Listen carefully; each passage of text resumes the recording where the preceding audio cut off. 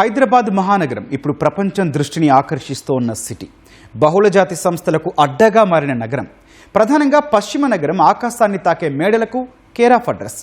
ఈ ఆకాశ హర్మ్యాల నిర్మాణాలకు వాడిపడేసే భవన నిర్మాణ సామాగ్రి కూడా అంతే ఉంటుంది. మరి ఈ వ్యర్థాలు ఎక్కడికి వెళ్తున్నాయంటే స్పష్టమైన సమాధానం అయితే ఉండదు. కోకాపేట పరిసర ప్రాంతాల్లో నిర్మిస్తున్న భవనాల నుంచి వచ్చే వ్యర్థాలను ఏఎస్బిఎల్ స్పైర్ అపార్ట్మెంట్ వైపు వెళ్లే 100 అడుగుల రోడ్డులో నింపేస్తున్నారు. కొందరైతే అర్ధరాత్రి వేళ చెత్తను అక్కడి మట్టి రోడ్డుపైనే డంప్ చేసేస్తున్నారు. ఇది అక్కడి అపార్ట్మెంట్ వాసులకు దుమ్ము, ధూళి, దుర్గంధాన్ని మిగులుస్తోంది.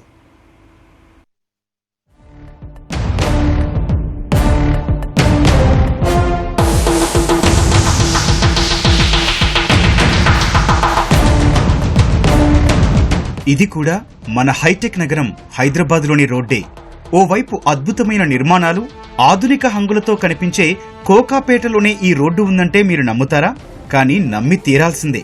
కోకాపేటలో ఎన్నో అపార్ట్మెంట్లకు వెళ్లేందుకు ఉపయోగించే ఈ రోడ్డు ఇంకా మట్టితోనే ఉండటమే ఆశ్చర్యమైతే, అది భవన నిర్మాణ వ్యర్థాలు, చెత్తతో నిండి ఉండటం మరింత విడ్డూరం.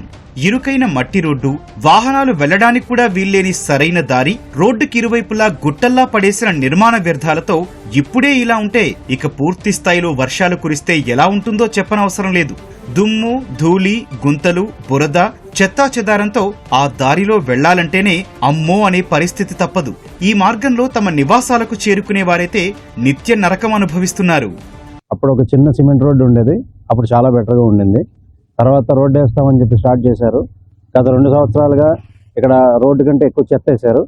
మీరు చూసుంటే అసలు ఎన్ని లారీలు వచ్చి పోస్తున్నాయో, ఎన్నిసార్లు కంప్లైంట్ చేస్తున్నామో లెక్కే లేదు. రోడ్ తవ్విన తర్వాత మీరు పక్కన చూస్తే అంతా ఎక్కడ చూసినా చెత్త కుప్పలాగా తయారైంది. ఏంటంటే నైట్ పూట వస్తారు, ఎవరిదా డంప్ చేసిపోతాడు, డంప్ యార్డ్ లాగా తయారైంది. చాలా కంప్లైంట్స్ రేస్ చేశాము జిహెచ్ఎంసీకి కానీ అదర్ డిపార్ట్మెంట్స్కి. ఇంతవరకు ఒక యాక్షన్ కూడా తీసుకోలేదు. Please take an action, please resolve the issue. మాకు ఈ రోడ్డు చాలా ఇబ్బందికరంగా మారింది. రావడానికి పోవడానికి చాలా ఇబ్బందిగా ఉంది. ట్రక్కులు బాగా నడుస్తున్నాయి. ఇక్కడ 100 ఫీట్ రోడ్డు రావాలి. యాక్చువల్గా మొత్తము రాళ్ళు, రప్పలు అన్ని మొత్తం వేశారు. ఈ డస్ట్ వల్ల మాకు హెల్త్ ఇష్యూస్ ఉన్నాయి. 30 అడుగుల రోడ్డు ఉన్నప్పుడే మనకు రాను పోను 2 వెహికల్స్ చక్కగా హాయిగా ఫ్రీగా వచ్చేవాళ్ళం. 100 ఫీట్ రోడ్డు వేస్తామని చెప్పేసి కాస్త బరువు వెళ్ళారు. ఎక్కడ ఊళ్ళో అంతా డంపు యార్డ్ లాగా తీసుకొచ్చేసి చెత్తా చెదారం అంటే వేస్తున్నారు. తొలుత 30 అడుగులే ఉన్న ఈ రహదారిని ప్రభుత్వం 100 అడుగుల వెడల్పుతో నియోపోలిస్ వరకు విస్తరించింది.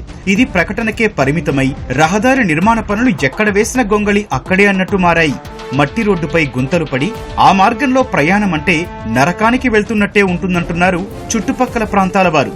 వర్షం పడితే బురద, ఎండొస్తే దుమ్ముతో తీవ్ర ఇబ్బందులు పడుతున్నామని ఆవేదన వ్యక్తం చేస్తున్నారు. ప్రస్తుతం రోడ్డు పరిస్థితి ఇలా ఉంటే ప్రతి రాత్రి గుర్తు తెలియని వ్యక్తులు లారీల్లో నిర్మాణ వ్యర్థాలను తెచ్చి రోడ్డు పక్కన పడేస్తున్నారని ఆరోపించారు. ఇది చూస్తుంటే రోడ్డునే ఆక్రమిస్తారని అనుమానం కలుగుతోందని చెబుతున్నారు. ఇక్కడి పరిస్థితిని రాజేంద్రనగర్ ఎమ్మెల్యే ప్రకాష్ గౌడ్ దృష్టికి తీసుకెళ్తే తాత్కాలిక మరమ్మతు చేశారని అన్నారు. లాస్ట్ 2 years నుంచి ఈ రోడ్డు వేస్తామని చెప్పి 100 feet road neo police connect చేస్తామని చెప్పి 2 సార్లు డిగ్ చేశారు. మళ్ళీ కూడుతున్నారు. ఈ ఊళ్ళో డంప్ అంతా తెచ్చి డంప్ యార్డ్ చేయడం పడేసి మమ్మల్ని చాలా ఇబ్బంది పెడుతున్నారు. ఇప్పుడు అసలు వెహికల్ పోవడానికి, ఒక సింగిల్ వెహికల్ పోవడానికి కూడా చాలా ఇబ్బందిగా ఉంది.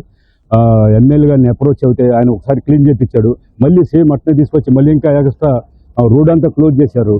రాత్రిపూటలు వచ్చి డంప్ చేసిపోతున్నారు. సో దీన్ని పాలసీ చేంజ్ కాకుండా గవర్నమెంట్ ఏదున్నా కస్టమర్కి అని పబ్లిక్కి కానీ బెనిఫిట్ అయ్యేలా చూస్తే అది అందరికీ బెటర్. Thank you. ఇప్పటికైనా అధికారులు స్పందించి రహదారిని శాశ్వతంగా అభివృద్ధి చేయాలని కాలనీ వాసులు కోరుతున్నారు. నిర్మాణ వ్యర్థాల డంపింగ్ ను అరికట్టాలని విజ్ఞప్తి చేస్తున్నారు.